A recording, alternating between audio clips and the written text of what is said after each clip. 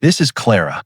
She was 25, but the stress of the last few years had etched lines of worry around her eyes. Her greatest treasure was 4-year-old Leo, a boy with messy blonde hair and a smile that could chase away any shadow. But right now, his smile was hidden by tears. They were sitting on a soaking wet sidewalk, huddled under a thin blanket. Just 30 minutes ago, Clara's life was destroyed. Her cruel landlord, Mr. Grimaldi, had no mercy. Clara had missed the rent by just 2 days, thanks to a medical bill for Leo. And Grimaldi didn't just serve her an eviction notice. He waited until the evening storm, and then he threw every single one of her belongings onto the pavement. "Get out of my building, you failure," he had sneered, standing over her with a nasty grin. "You clearly can't handle a simple life. Go sleep in a shelter. You're worthless." The words sliced deeper than the cold rain. Humiliation burned in Clara's chest. She had nothing left. No money, no warm place to go, just the stinging feeling of absolute defeat, with her innocent son clinging to her neck. She held Leo tight, trying to shield him from the downpour, tears mixing with the rain on her face. She was completely broken. Just as Clara thought things couldn't get worse, a long, black Bentley, the kind you only see in movies, slowed to a stop right next to the puddle where they sat. The car was so shiny it looked out of place in this rundown neighborhood. The back window silently slid down. Inside sat an older gentleman, his hair silver, his eyes sharp and kind. He looked like he belonged on the cover of a magazine. A man of obvious, incredible wealth, he spoke, his voice calm and deep, cutting through the sound of the rain. "Young lady," he said, "are you all right?" Clara was too shocked to speak. She just shook her head, clutching Leo tighter. The man stepped out of the car. He was impeccably dressed, but he didn't care about the rain ruining his expensive suit. He walked right up to Clara, knelt down, and looked her straight in the eye. "My name is Arthur Harrison. I live in Seattle, but I was driving through Tacoma tonight. I saw what happened here." He didn't offer her money right away. Instead, he simply offered his hand. "I can't fix everything tonight, but I can offer you a warm, safe place. Will you trust me?" Clara looked at the man's genuine eyes, then down at Leo, shivering in her arms. Could this be a trick? Was this stranger truly a millionaire who stopped his night to talk to a humiliated, homeless mother? She didn't know, but she knew one thing. She couldn't let Leo spend another minute in the cold rain. Taking a deep breath, she looked back at Arthur Harrison. "Yes," she whispered, her voice barely audible. "We'll come with you." The millionaire smiled, a real, gentle smile, and helped the broken mother and her son into the back of the luxurious car. But as they drove away, Clara noticed Mr. Harrison looking into the rearview mirror, his kind eyes suddenly clouded with a deep, private sadness. It was the look of a man carrying a secret, and Clara had no idea how deeply her life was about to become connected to his. Clara and Leo were taken to a cozy, safe apartment managed by the Harrison Hope Foundation, a charity Arthur Harrison owned in Tacoma. Clara refused to take money as a handout. She looked him in the eye and said, "Sir, I appreciate your kindness, but I need a job. I need to earn my way." Mr. Harrison respected her strength. He hired her immediately to work at the foundation's office. Her job was to help other mothers who were struggling, processing applications, and giving them the same hope she had been given. Life didn't become instantly easy, but it became safe. Clara worked hard, often staying late. The biggest change was Leo. He stopped flinching when a door slammed. He started drawing cheerful pictures again. He went to a good preschool paid for by the foundation. For the first time in years, Clara felt like a mother who could actually provide, not just survive.mr. Harrison visited the office almost daily. He wasn't a boss. He was a mentor. He taught Clara about budgeting, saving, and the power of believing in herself. One afternoon, he found her struggling with a complex spreadsheet. Instead of fixing it for her, he sat down. "Clara," he said gently, "your worth is not measured by a spreadsheet. It's measured by how you treat others and how you never gave up on Leo. Keep learning." One night, looking at Leo sleeping peacefully in a real bed, Clara allowed herself to remember why they had ended up on that wet street.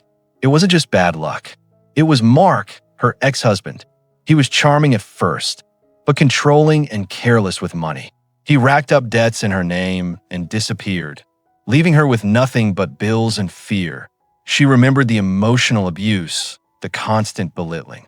"You're too weak to make it without me," he used to say. "You'll always be a nobody." Tears streamed down her face, but this time, they weren't tears of shame. They were tears of victory. She had made it. She had defied his cruel prediction. She was a survivor, not a victim. And she owed it all to her own hard work and the strange, sudden intervention of Arthur Harrison. 6 months passed. Clara had saved enough money to rent a small, permanent apartment. Not a luxury one, but theirs. It had yellow curtains and a sunny kitchen. When she moved in, Mr. Harrison simply sent a beautiful bouquet of sunflowers, her favorite. She was now managing a team of volunteers. She was thriving, confident, and laughing again. She was finally free. Then, one cold morning, the unbelievable happened. Clara arrived at the foundation office to find all the employees gathered, their faces grim. Mr. Arthur Harrison, the man who saved her life, had passed away peacefully in his sleep. Clara felt a true, physical pain, as if she had lost a family member. He had been her rock that a week later, a formal letter arrived at her apartment. It was from a law firm in Seattle, signed by Ms. Eleanor Chun, Mr. Harrison's personal attorney. The letter was short and formal, but the last line sent a shiver down Clara's spine.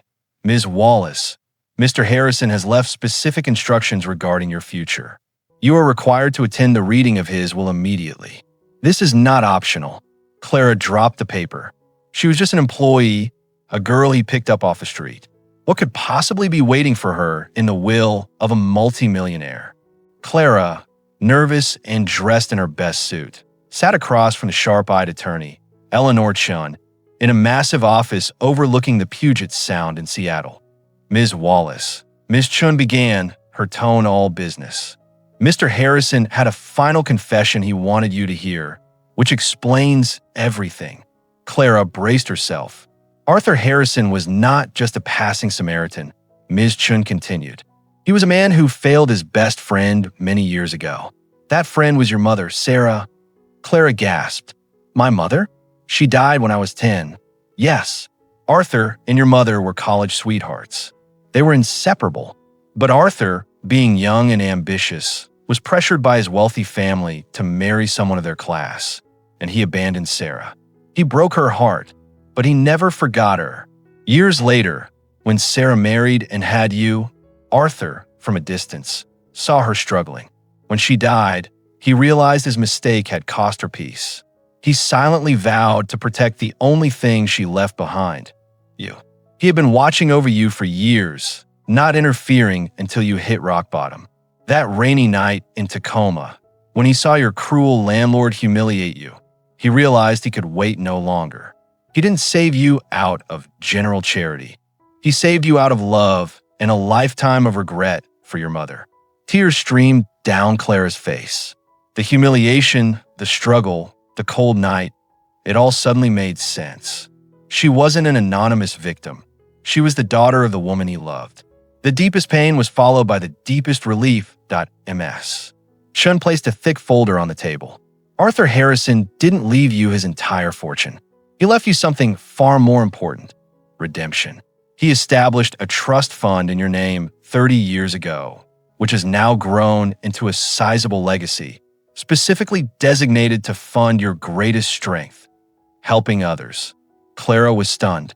What does that mean?" "It means you are the sole owner of a foundation. He set it up so you could finally give the kindness you received." Clara took a moment to breathe. She looked out the window at the vast city. She wasn't the broken girl on the street anymore. The millionaire had given her a chance, but she had done the work. The job at the foundation was her training. She looked at Ms. Chun, her voice clear and strong. "I know exactly what I need to do. I want to buy Mr. Grimaldi's old building." Ms. Chun raised an eyebrow. "Revenge?" Clara shook her head. "No, transformation. I'm going to renovate it into the Leo House, a safe, free home and resource center for mothers in Tacoma who are running from abusive situations, just like I was." Clara embraced her new mission. She honored Arthur Harrison's legacy by becoming a millionaire of kindness. Her life was no longer about survival.